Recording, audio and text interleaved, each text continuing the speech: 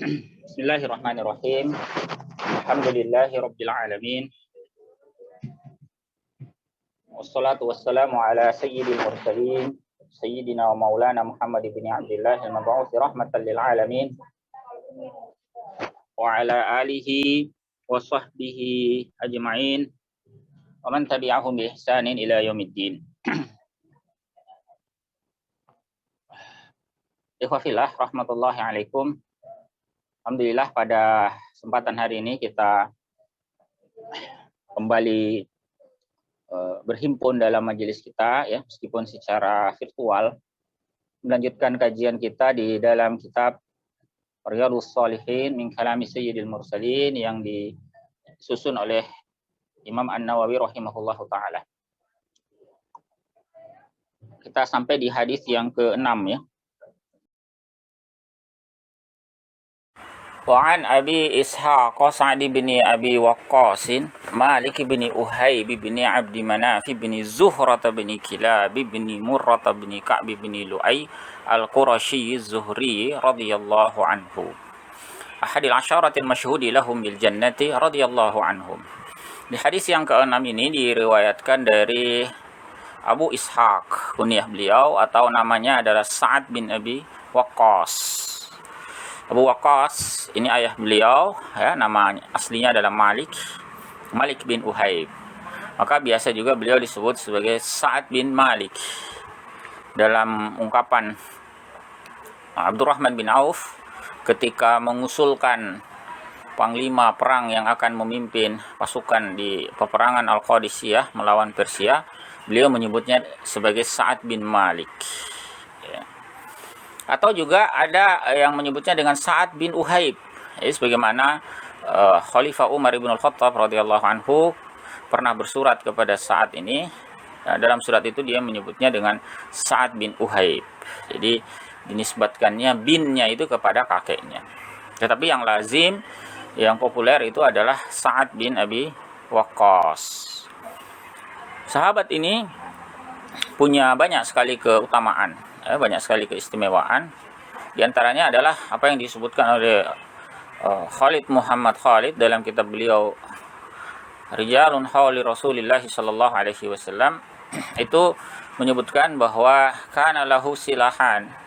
Sahabat ini Sa'ad bin Abi Waqqas mempunyai dua senjata. Apa itu? Ramhuhu wa du'a'uh. Jadi kemampuan beliau memanah yang istimewa, yang sangat jitu ya. Lalu juga doanya yang mustajab, yang makbul di sisi Allah Ta'ala. Sahabat ini juga disebutkan sebagai salah satu dari 10 orang yang dipastikan akan mendapatkan jannah. Ahadil asyaratil masyhudi lahum bil jannah radhiyallahu anhum.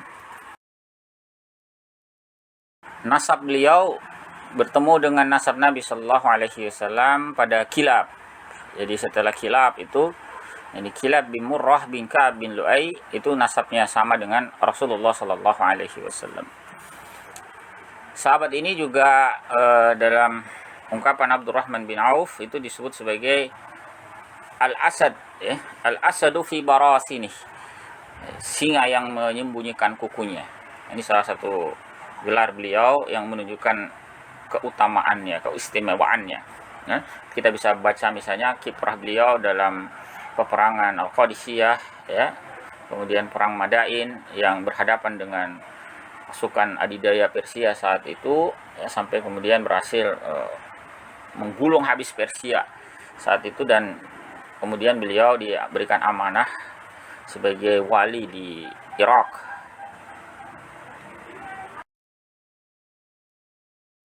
Dia bercerita ketika dia sedang sakit ya.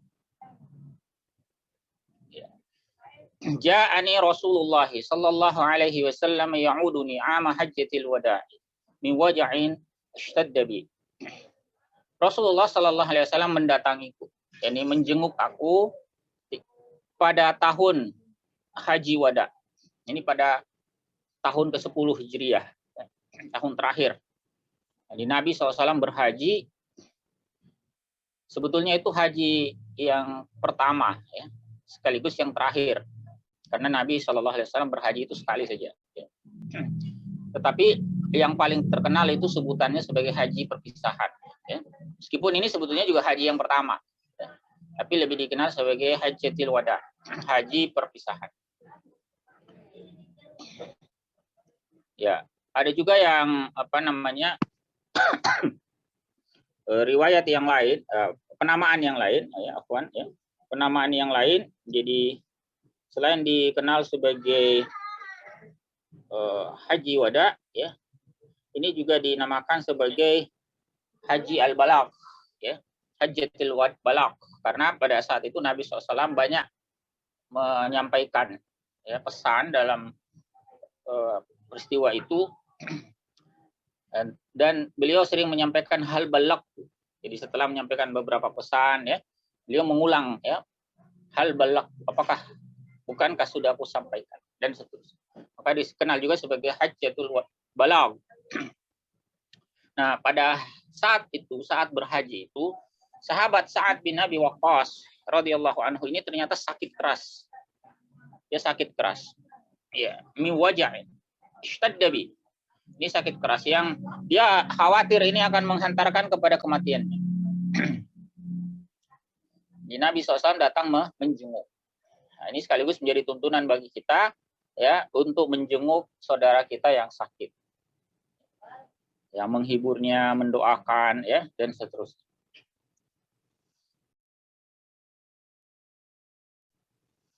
Fakultu, lalu aku berkata, yakni Sa'ad bin Abi Waqqas, ya Rasulullah, inni qad balagha bi minal waj'i ma tara. Sesungguhnya aku telah sampai, ya, telah sampai akibat sakit ini sebagaimana yang engkau lihat. Artinya sangat parah sakitnya saat itu. Penyampaian saat ini kepada Nabi SAW bukan dalam rangka mengeluh, ya. Jadi bukan dalam rangka mengeluhkan sakitnya, tetapi lebih karena para ulama itu menjelaskan agar mendapatkan doa, ya. Jadi menyatakan atau mengabarkan sakit itu boleh, ya. Apalagi kalau berharap doa dari orang yang soleh. Jadi bukan dalam rangka mengeluh, ya, atau menyalahkan penyakitnya dan seterusnya, bukan, ya. Nah, dia sampaikan kondisinya yang parah. Wa ana zumalin wala yarisuni illa ibnatulli. Sementara aku ini, kata Sa'ad, zumal adalah pemilik harta, artinya orang yang banyak harta. Wala yarisuni illa ibnatulli, dan tidak ada yang mewarisiku kecuali, ya, putriku satu orang. Saat itu dia hanya punya satu orang ahli waris, ya, putrinya, dan hartanya sangat banyak. Afa atasaddaqu bisulusai mali, apakah aku boleh bersedekah dengan 2/3 harta? Ya. Ini luar biasa ini, ya, keteladanan sahabat radhiyallahu alaihim. Di ketika sakit keras itu yang difikirkan bagaimana beramal soleh. Bagaimana agar hartanya pun itu juga tidak sia-sia. Bagaimana agar dia bisa bersedekah. Ini luar biasa, ya. Makanya menjadi ibrah juga bagi kita, ya. Kalau sakit itu, ya, jangan kemudian malah semakin jauh dari Allah Ta'ala. Kondisi sakit mestinya semakin mendekatkan kita, ya. Jadi, harus ada senantiasa azam, tekad dalam diri kita untuk beramal saleh, ya, dengan apa saja yang kita punya. Kalau yang dicontohkan oleh sahabat Sa'ad bin Abi Waqqas ini adalah hartanya yang banyak.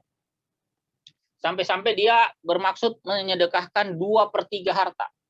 Banyak itu 2/3 itu. 2/3 itu kalau dipresentasikan itu 67%. Berarti tersisa hanya 1/3 kalau dia melakukan itu.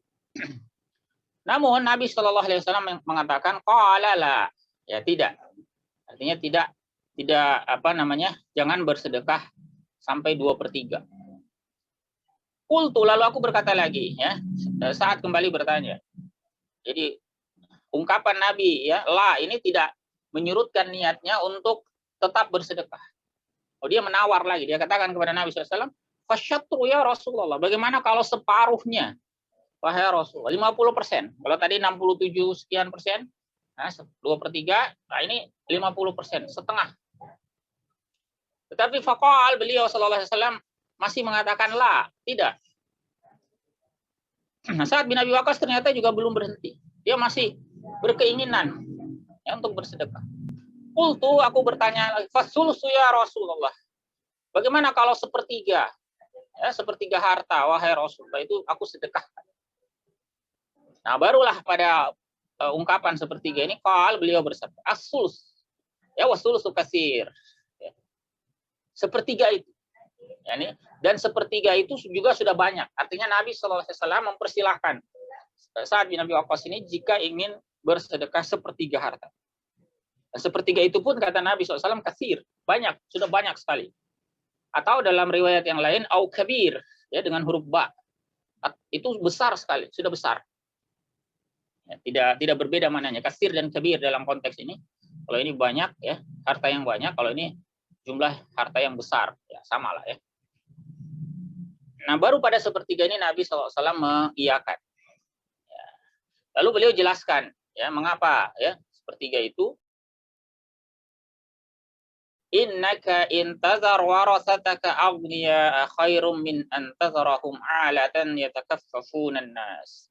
Sesungguhnya engkau, ya, jika meninggalkan ahli warismu dalam keadaan berkecukupan, itu lebih baik daripada meninggalkan mereka dalam keadaan kekurangan sampai meminta-minta belas kasihan orang-orang. Jadi kalau dia sedekah 2/3 tadi kan berarti hanya sepertiga untuk ahli waris yang tersisa. Atau kalau dia separuh berarti hanya separuh yang tersisa untuk ahli waris. Maka dalam mazhab Syafi'i sepertiga harta itu merupakan jumlah maksimal batas, ya, wasiat itu ditunaikan. Jadi kalau ada orang berwasiat, nah itu maksimal sepertiga. Kalau ada wasiat lebih dari sepertiga, maka itu harus mendapatkan persetujuan dari ahli waris yang ada. Ya.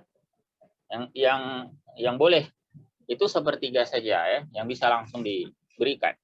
Kalau lebih dari sepertiga, ya bisa juga, tapi harus mendapatkan kerelaan dari ahli waris yang ada. Itu diantara hikmahnya tadi, ya, agar ahli waris itu berkecukupan. Jangan sampai wasiat ini dikeluarkan, diberikan kepada orang lain. Karena wasiat itu kan tidak boleh diberikan kepada ahli waris. Ini juga sebagai tambahan, ya, tambahan faedah hukum. Nabi SAW menyatakan dalam hadis yang lain, fala wasiyata li waris, tidak ada wasiat untuk ahli waris. Jadi wasiat itu ditujukan kepada selain orang yang mendapatkan warisan. Misalnya punya anak angkat misalnya. Anak angkat itu kan tidak dapat warisan sebetulnya, ya. Ya, bisa diberikan melalui wasiat. Atau punya ada yayasan atau lembaga sosial yang ingin dia bantu, ya, yang dia rutin berdonasi di situ, bisa juga, ya. Tapi maksimal sepertiga. Kemudian Nabi SAW menyampaikan lagi, wa innaka lan tunfiqa nafaqatan tabtaghi biha wajhallahi illa ujirta 'alaiha. Dan sesungguhnya engkau tidaklah menginfakkan, ya, nafkah yang dengannya engkau mengharapkan keridhaan Allah kecuali engkau akan diberikan pahala atasnya. Jadi apa saja yang engkau infakkan, selama itu mengharapkan keridhaan Allah, artinya ini dengan keikhlasan, maka itu akan mendapatkan pahala. Hatta ma taj'alu fi imra'atik.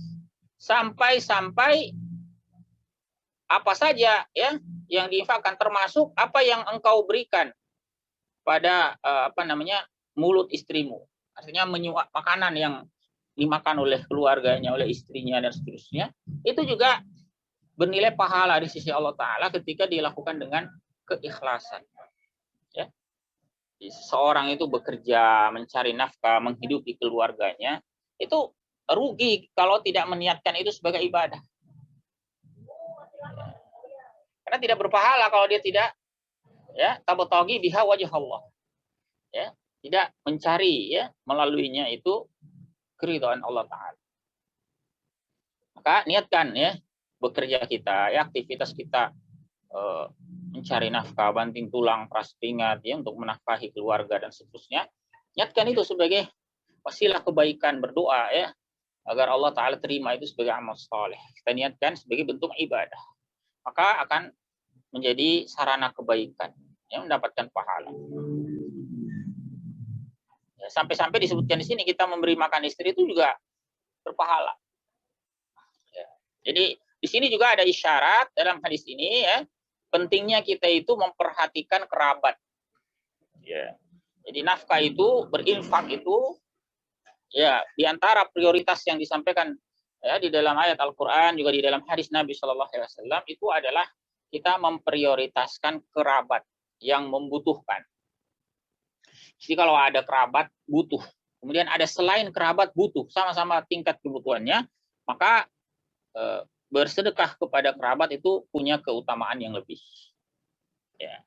Ya kalau bisa ya semuanya juga ya, yang dekat dan yang jauh juga kita bantu.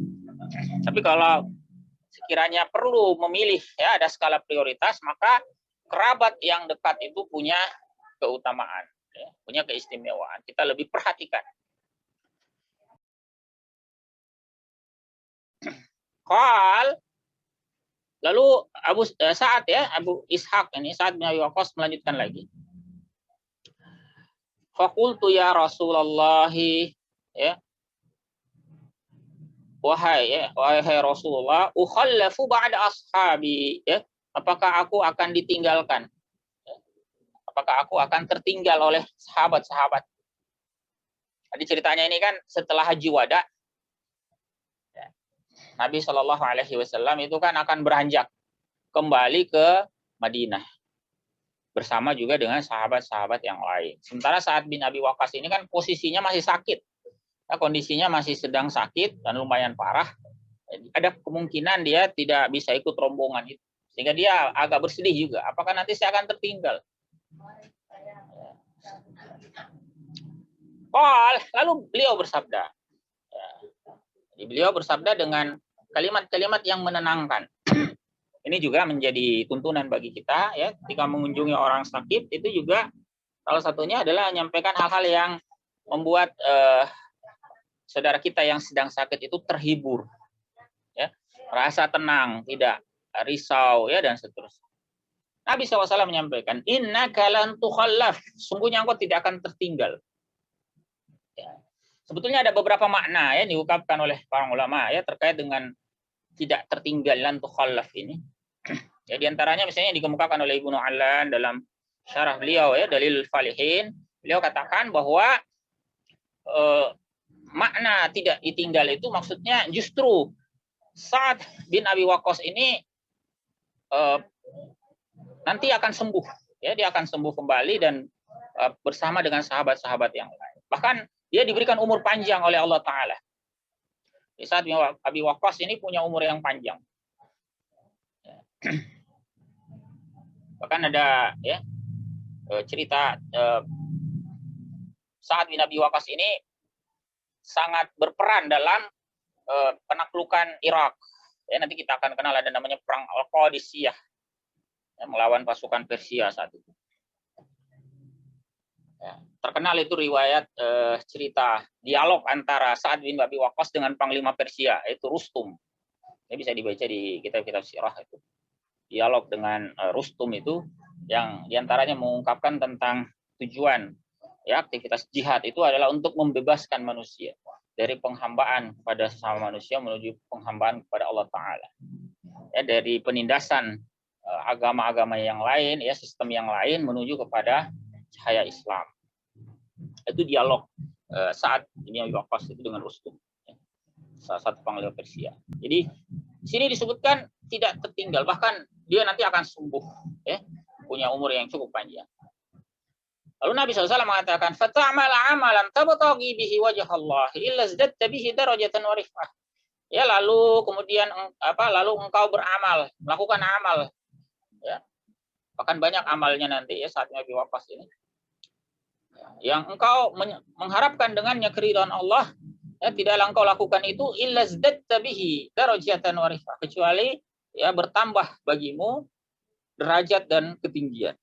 Derajat dan ketinggian di sisi Allah Ta'ala.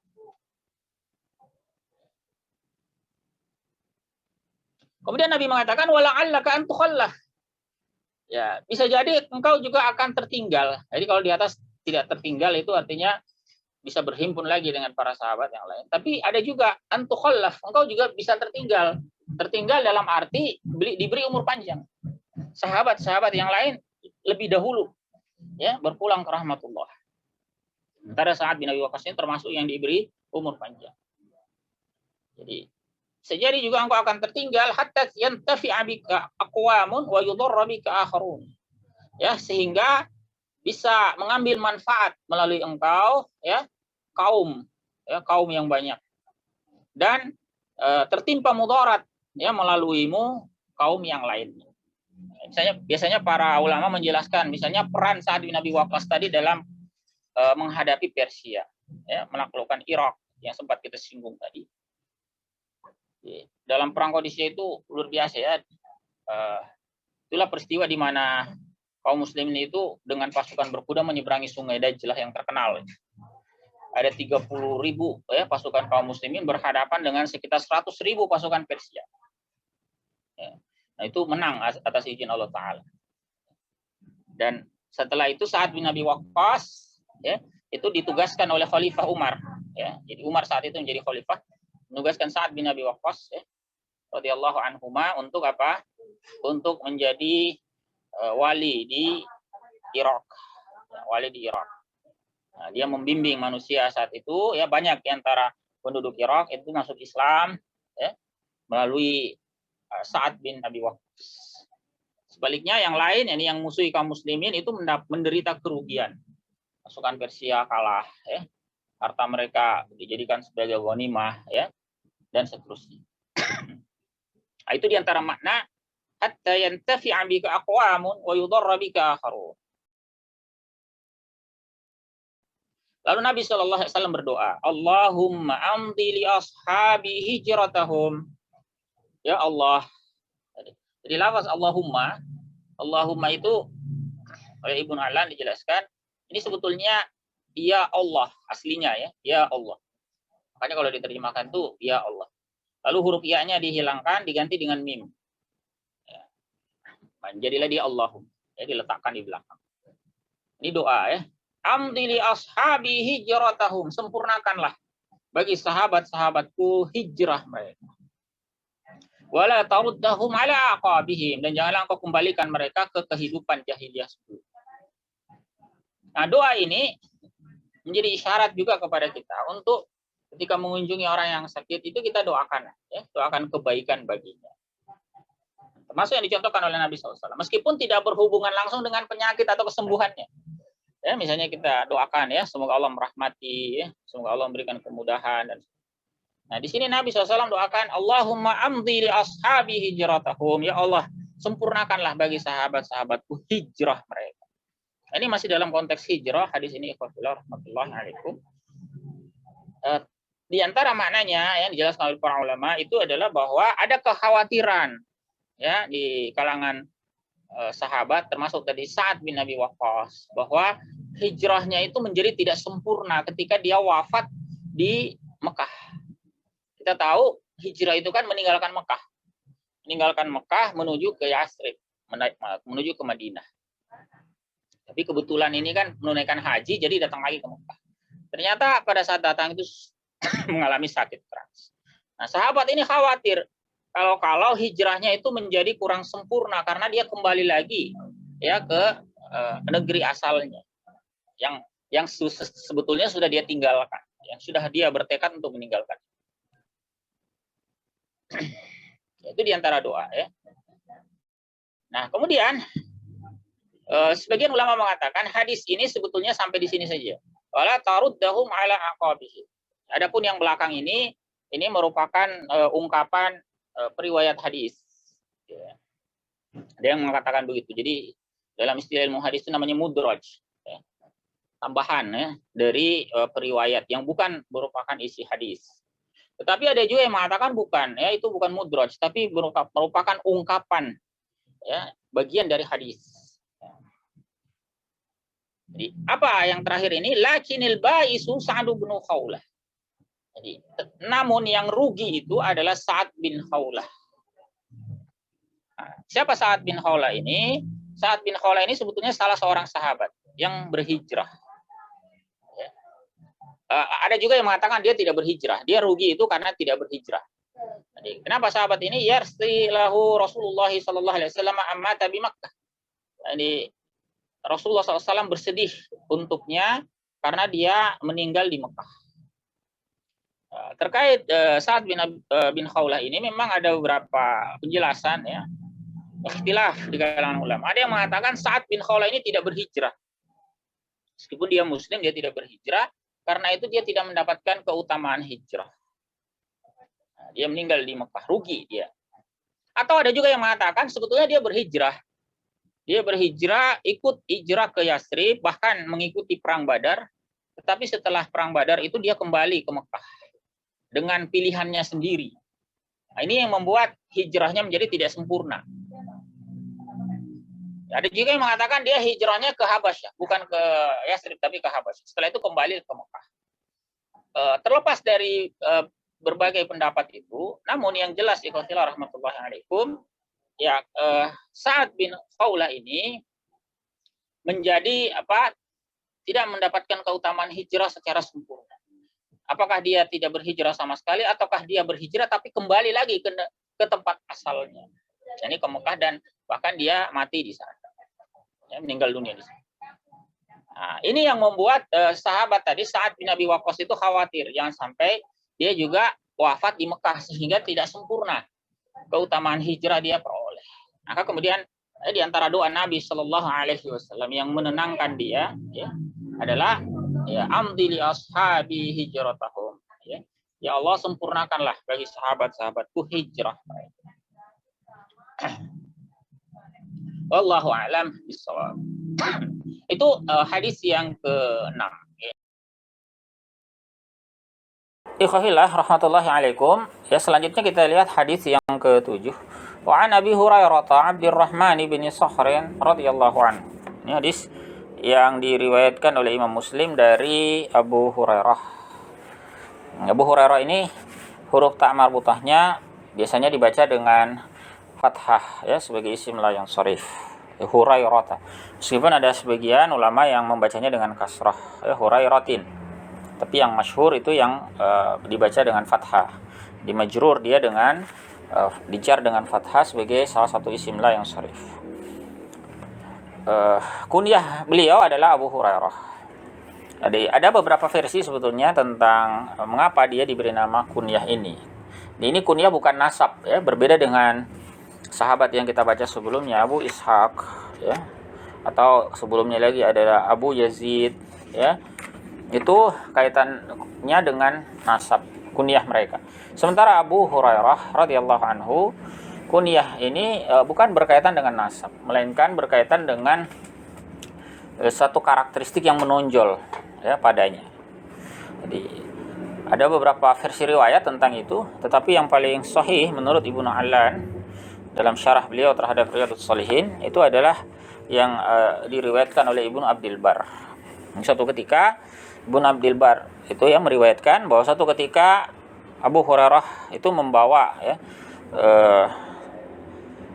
kucing ya dalam lengan bajunya ya. Jadi kuntu ahmilu yauman hirratan fi kummi ya. Jadi aku pernah ya suatu hari membawa seekor kucing di lengan bajuku. Lengan bajunya itu cukup lebar ya. Fara'anin nabiyyu, lalu aku dilihat. Itu dilihat oleh Nabi sallallahu alaihi wasallam. Faqala, lalu beliau bertanya, "Ma hazihi? Apa ini?" Faqultu hirrah, lalu aku berkata hirrah, ini anak kucing. Faqala, lalu beliau pun berkata, "Iya Aba Hurairah, wahai Abu Hurairah." Nah, maka terkenalah beliau dengan kunyah Abu Hurairah ini. Ya, itu riwayat yang paling sahih ya menurut Ibnu Allan. Meskipun kalau dibaca dalam penjelasan para ulama ada beberapa versi ya. Nah, ikhwahillah rahmatullahi alaikum, dan kunyah ini menjadi sedemikian melekat pada diri sahabat yang mulia ini. Sampai-sampai saking melekatnya itu orang sampai tidak tahu lagi nama persisnya atau tidak begitu ingat lagi siapa nama persis beliau, nama asal beliau. Ya.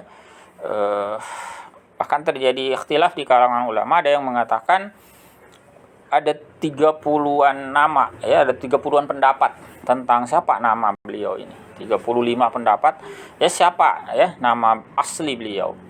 Ya, tetapi yang masyhur adalah yang disebutkan di dalam kitab ini, yakni Abdurrahman bin Sakhr. Ini salah satu sahabat yang meriwayatkan sangat banyak hadis, ya, bahkan nomor 1 yang paling banyak ya meriwayatkan hadis ini adalah sahabat Abu Hurairah radhiyallahu anhu. Nah, di antara riwayat yang beliau kemukakan di sini ya adalah riwayat yang diriwayatkan oleh Imam Muslim. Beliau berkata, qala Rasulullah sallallahu alaihi wasallam, bersabda Rasulullah sallallahu alaihi wasallam, innallaha la yanzuru ila ajsamikum wala ila suwarikum walakin yanzuru ila qulubikum. Sesungguhnya Allah tidak melihat kepada jisim atau jasad ya kalian, tubuh kalian, dan tidak pula melihat kepada bentuk rupa kalian, wala ila suwarikum ya, namun walakin yanzuru ila qulubikum, Allah itu melihat ke hati kalian. Ya, selain riwayat Imam Muslim, hadis ini juga diriwayatkan oleh Imam Ahmad bin Hanbal rahimahullah taala. Di hadis ini sekali lagi menegaskan kepada kita tentang pentingnya memiliki niat yang ikhlas di dalam hati kita. Ya, bukan perkara fisik, ya, tampilan lahiriah kita, ya, bentuk rupa kita dan sebagainya. Walakin yanzuru ila qulubikum, tapi Allah melihat kepada hati kalian. Ikhwafillah rahmatullahi alaikum.